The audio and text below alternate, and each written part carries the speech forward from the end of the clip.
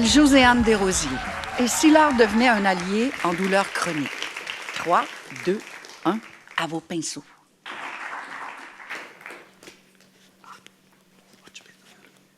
On dit qu'une personne sur 5 vit avec de la douleur chronique. C'est d'ailleurs le chiffre qu'on voit dans les rapports, dans les articles, dans les journaux et même qu'on entend entre les professionnels de la santé.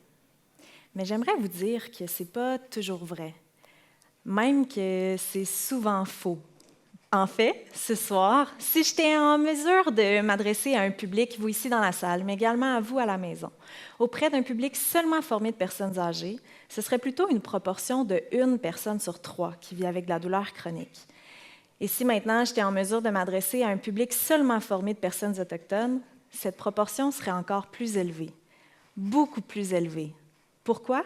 Parce que la douleur chronique n'est pas également répartie dans la population.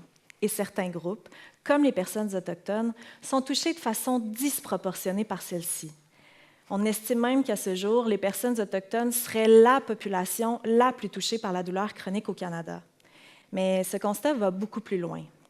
En plus d'être touchées de façon disproportionnée par la douleur chronique, les personnes autochtones sont souvent une population invisible dans la recherche sur la douleur chronique. En fait, à ce jour, on connaît encore très peu de choses sur les significations de la douleur chronique ou même sur leurs expériences de soins lorsqu'ils consultent. Puis quand on ne connaît pas vraiment ces éléments, ça devient difficile, voire impossible, d'offrir des soins culturellement sécuritaires qui correspondent à leur réalité. Avant d'aller plus loin, j'aimerais prendre quelques instants pour expliquer qu'est-ce qu'on sous-entend quand on parle de soins culturellement sécuritaires. En fait, il s'agit d'approches ou de moyens qu'on met en place pour que les personnes autochtones se sentent respectées dans leurs identités, dans leur culture, dans leur savoir, et ce, sans subir de discrimination, de relations de pouvoir ou de situations de pouvoir qui les mettent en insécurité. Donc là, je vous entends me dire, OK, Joséanne, mais maintenant, qu'est-ce qu'on doit faire pour mieux comprendre la douleur chronique des personnes autochtones? J'y arrive. En fait, dans le cadre de mon projet doctoral, j'ai passé quelques mois sur la question.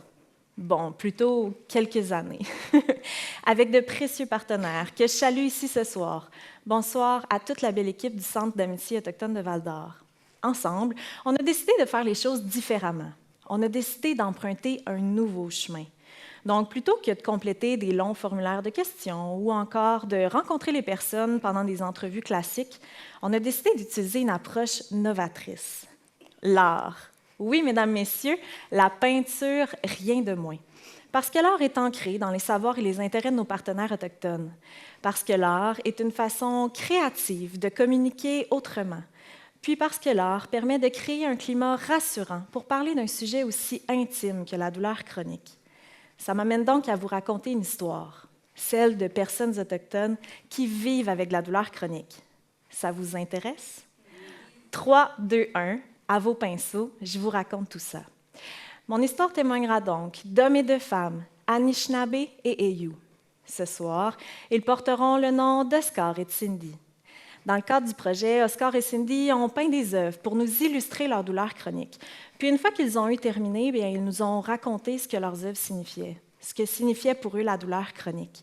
Puis de ça, on a été en mesure de tirer 2 grandes leçons. Je vous les raconte. La première leçon. Les œuvres d'Oscar et Cindy nous ont permis de comprendre toute la complexité de la douleur chronique. On a souvent tendance à vouloir séparer la douleur psychologique de la douleur physique. Mais les œuvres d'Oscar et Cindy nous ont rappelé que ces 2 dimensions, elles s'entrecroisent, qu'on ne peut pas vraiment séparer le mal physique du mal qu'on ressent à l'intérieur. Les œuvres d'Oscar et Cindy nous ont également permis de comprendre que la douleur chronique, elle vient souvent entrelacée à des traumatismes, principalement les traumatismes intergénérationnels des personnes autochtones qui sont encore bien présents à ce jour. En fait, ils nous ont dit que la douleur chronique, elle ne vient jamais seule. Elle s'additionne, se superpose à des blessures, à des histoires. Pour eux, en fait, c'est comme un double fardeau. Le fardeau de la douleur chronique qui s'additionne au fardeau des traumatismes. Sans leur pinceau, nous n'aurions pas eu autant de mots de la part d'Oscar et Cindy pour comprendre la complexité de la douleur chronique, mais surtout pour comprendre toutes les réalités qui s'y rattachent. La deuxième leçon. Les œuvres d'Oscar et Cindy nous ont permis, par la présence de métaphores, de comprendre que la douleur chronique est associée au territoire, à la culture. En fait, ils ont utilisé diverses métaphores pour nous exprimer leur douleur chronique. Du pigargue à la tête blanche, communément appelé à tort l'aigle, pour nous illustrer la puissance, la liberté et même la capacité qu'il a de s'envoler avec la douleur. Un peu comme si en battant des ailes, il emportait la douleur avec lui. À l'arbre, qui s'enracine profondément dans le sol pour former un capteur de rêve, mais un capteur de rêve incomplet. Parce que dans la douleur chronique, bien, les rêves ils sont souvent brisés. Ces images nous ont permis de voir la douleur chronique avec un regard nouveau, nous rappelant que celle-ci est intimement liée à l'identité, à la culture et au territoire.